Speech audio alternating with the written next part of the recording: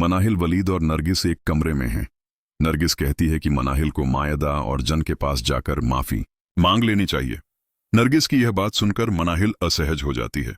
उसे अचानक चक्कर आने लगता है और वलीद तुरंत पास आकर उसे संभालता है। मनाहिल बेहोश हो जाती है। वलीद उसे अपनी बाहों में उठाकर हॉस्पिटल ले जाता है। नरगिस गहरा परेशान हो उठती है। दूसरी ओर सबा और जारा आपस में बातें कर रही होती हैं। जारा कहती है कि तुम मनाहिल को ऐसे नहीं छोड़ सकती, तुम्हें उसका बदला लेना होगा और आमिर के बारे में चुप नहीं बैठना चाहिए। सबा बदले की ठान लेती है। अब मुझे कोई ना कोई रास्ता निकालकर मनाहिल से बदला लेना होगा। हॉस्पिटल में वलीद डॉक्टर से बात करता है और डॉक्टर मनाहिल का निरीक्षण करते हैं। थोड़ी दिक्कत के बाद मनाहिल को इलाज से होश आ जाता है। डॉक्टर वलीद को खुशखबरी सुनाते हैं।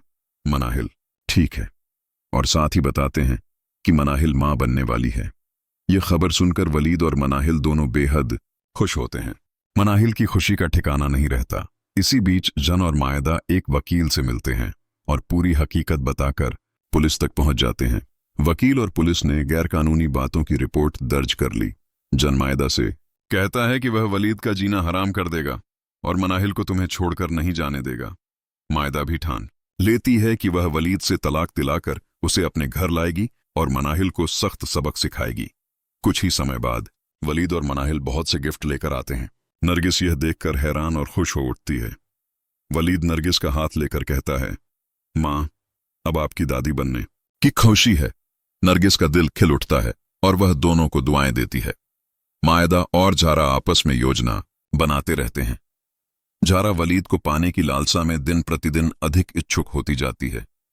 वहीं मायदा कहती है कि उन्होंने वकील और पुलिस को सब बता दिया है और अब बहुत जल्दी वे वलीद और मनाहिल को सबक सिखाएंगे। अंत में परिवार में खुशियां लौट आई हैं। मनाहिल स्वस्थ है और वलीद उसके साथ बेहद खुश है, जबकि मायदा, जन, सबा और जारा अपनी तरफ से बदले की तैयारी कर रहे हैं।